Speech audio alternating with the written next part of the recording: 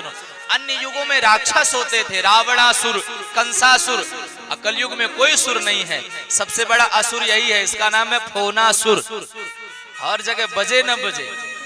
पहले के लोग सवेरे जगते थे तो सवेरे जग करके कराग्रे वस्ते लक्ष्मी, कर मध्य सरस्वती, कर मूले तु गोविंद, प्रभाते कर दर्शनम। आजकल ऐसा नहीं होता, आजकल कराग्रे बस्ते मोबाइलम, कर मध्य व्हाट्सएपम और कर मूले तु फेसबुकम, प्रभाते मोबाइल दर्शनम। बोलो मोबाइल भगवान की। देखो इधर भी जय बोलने वाले बैठे हैं। विषय पर चलिए, विषय है सुखाय कर्माणि। इस पांडाल में, अब शांत होइए, इस पांडाल में कोई एक व्यक्ति ऐसा नहीं होगा जो दुखी होना चाहे। सही है कि नहीं? सब लोग सुखी होना चाहते हैं, पर दिल में हाथ रख के कहना इस दुनिया में कोई सुखी है भी नहीं। अच्छा, पाठशाला में आप जाएंगे तो वहां क्या मिलेगा? विद्यालय में आप जाएंगे तो क्या मिलेगा? विद्या। औषधालय में जाएंगे तो क्या मिलेगा? जोर से बताइए। औषधि। भोजनालय में जाएंगे तो भोजन। औषधालय में जाएंगे तो औषधि, भोजनालय में जाएंगे तो भोजन, पुस्तकालय में जाएंगे तो पुस्तक, वस्त्रालय में जाएंगे तो वस्त्र, और दुखालय में जाएंगे तो भैया संसार तो दुखालय ही है। तो यहाँ सुख क्यों खोजते हो? सुख खोजना है तो केवल भगवान के चरणों में ही तुम्हें सुख मिलेगा। ये तो ऐसी घटना हो गई, एक पिताजी ने बच्चे को 100 रुपया दिया, बेटा गर्मी का टाइम है, 50 रुपया किलो आम चल रहा है। ध्यान से सुनो, 50 रुपया किलो आम चल रहा है, जल्दी से 2 किलो आम खरीद के लाओ।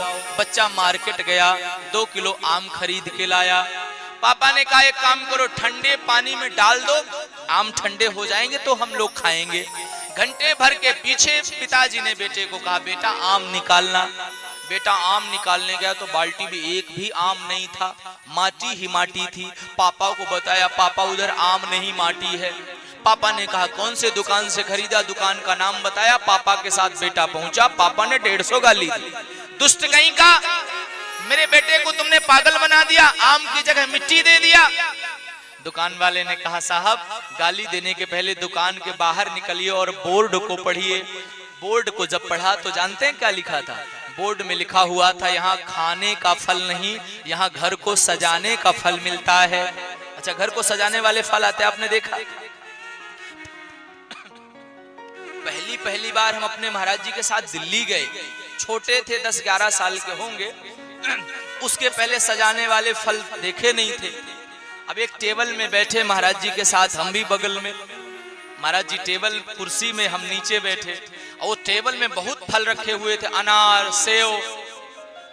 महाराज जी के साथ में एक महात्मा थे। मैंने महात्मा जी को कहा भगवान इतना फल कौन खाएगा? इतना बड़ा बड़ा अनार, इतना बड़ा बड़ा सेव। महाराज जी, बाबा ने धीरे से कहा बेटा ये खाने के काम के नहीं है, इनको केवल देखो, ये खाने वाले नहीं है।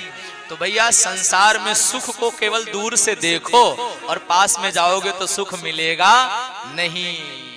इसका ख्याल रखो। मैत्रेय जी मुस्कुराए और मैत्रेय जी ने तुरंत विदुर चाचा को कहा विदुर जी सुख खोजना है तो केवल भगवान के पास सुख मिलेगा। सृष्टि के विषय में बताया है कि भगवान ने सृष्टि करी है, भगवान नारायण के ही हम सब लोग वंशज हैं, इसलिए हमें नर कहा जाता है। हम सब भगवान नारायण के वंशज हैं। भगवान के वंश में आगे चल करके ब्रह्मा जी हुए, ब्रह्मा जी से नारद जी हुए, आगे आगे चल करके मनु जी हुए और मनु जी महाराज के 5 संतानें हुई हैं। मनु जी का जब जन्म हुआ, मनु जी को कहा सृष्टि बढ़ाओ, तो मनु जी ने कहा पृथ्वी नहीं है, सृष्टि कैसे बढ़ाऊं? तो भगवान ने अवतार लिया, नाम था उनका वाराह। एक बार जय जयकार करिए वाराह भगवान की। वाराह भगवान प्रकट हुए, पृथ्वी को स्थापित किया।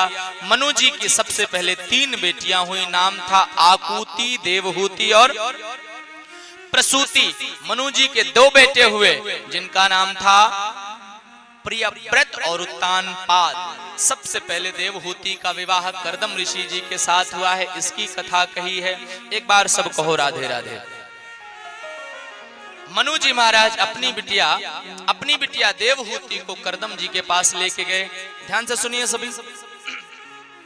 देखो भैया, सब लोग सुनो, माताओं की संख्या यहां अच्छी खासी है। सही बात कहूं, सब ध्यान से सुनिए।